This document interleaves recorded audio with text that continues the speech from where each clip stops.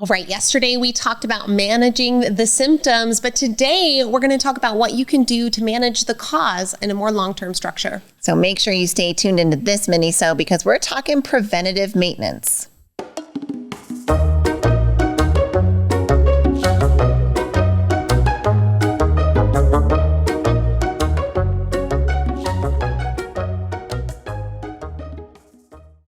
We're talking leadership this week, and one of the organizations we are so proud to be at the helm of is the Neuroencoding Institute. We got to co-found the Neuroencoding Institute alongside Dr. Joseph McClendon III, amazing world-renowned neuropsychologist and incredible mentor and teacher. If you're at all interested in learning more about what the Neuroencoding Institute does and what it can do for you, please visit neuroencoding.com.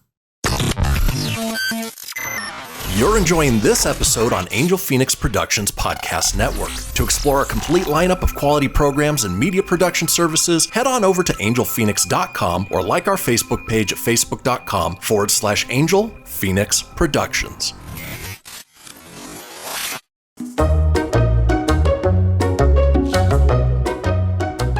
When it comes to preventative maintenance for your runaway thoughts and emotions, this is all about inserting healthy habits into your life right now that will ensure that when your season does come, and I say when, not if, because everyone experiences some degree of these emotions, you're more prepared to handle them, and hopefully your train doesn't run away. Here's something we learned in 20 years of restaurant business ownership, that it is far more cost effective to pay for preventative maintenance of your equipment, like your ice machine, your grills, your stoves, than it is to repair them as they break. Well, guess what? It's the same for your machine, which is your body and your experience of your mental health on the inside. So preventative maintenance is this same concept, but applied to you. It is far more effective for you in a cost-wise, both monetarily, time-wise, energy-wise, to engage in preventative maintenance and keep your stress management strong than it is to try and get a train right before it runs off the tracks. All right, I'm just going to be the petulant little sister here for a second and maybe add a voice to a voice that's also going in your mind. But Shy, preventative maintenance is hard. I don't want to do it. Well, when you look at the list of things, you are going to feel that way and you're going to say, I don't have time. Or yeah, I know. Like, how often do we do this? I caught myself doing this even recently on something that I was learning about leadership, where I was thinking, yeah, I know this. I know that that's the answer, but am I doing that? No, then I don't. I haven't connected knowing to doing yet, which means I've got a lot of room for improvement. So as we talk about these preventative maintenance aspects, you already know all of them. None of them are going to be a surprise to you, but ask yourself and rate yourself, how well am I doing here? And do I have room for improvement? Right. So number one, we talked a little bit about this before, but allow yourself the space to feel what you're feeling. Oftentimes when we try to repress an emotion, it comes back even uglier than before. If we don't make eye contact with it, it just gets knotted up inside of us and oftentimes can even manifest. We do not have time to get into the science behind this, but can manifest as physical illness as well. So give yourself the opportunity to acknowledge the emotion, even if you just say to yourself in your mind, I understand that I'm feeling the feeling of depression right now, and I see that in my body, and I see it in my mind, and I see it.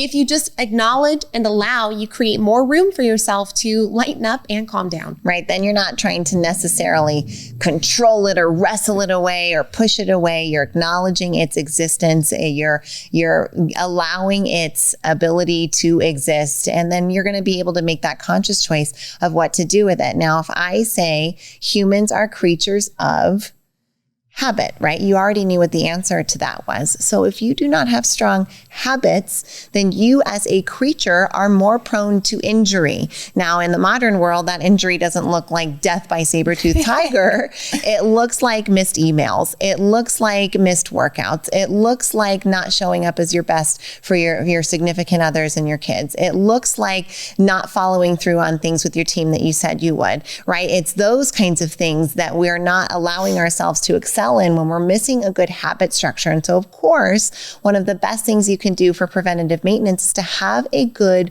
routine and to stick to it. A good routine is one of those things that you can lean on when those emotions start to run away from you that give you a sense of control. And this is another one of those tips, is that if you start to feel these emotions, do something that you feel like you can control. And if you don't already have a routine to dive into, then find something, right? This weekend, I'd be lying if I said that, I did the one day of journaling and then the depression emotion went away. Absolutely not. Like that bee Cindy has been on my back for the last 10 and a half days, and it sucks. And this weekend, one of the things that I did was I had to get in there and say, what do I have control over? And you know what I had control over? I had control over my laundry piles.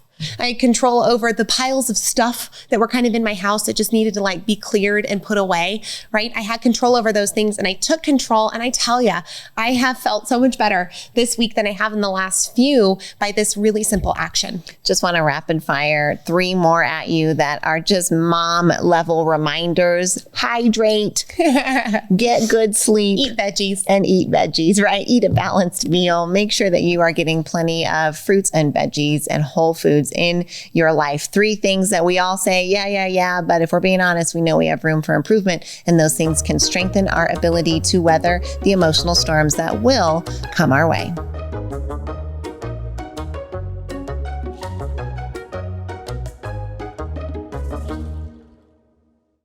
This podcast was a production of Angel Phoenix Productions. Explore more episodes of this show or other great shows on the Angel Phoenix Podcast Network by visiting angelphoenix.com. The views expressed in this show do not necessarily represent those of Angel Phoenix Productions or its advertisers, and may contain language that's unsuitable for younger listeners.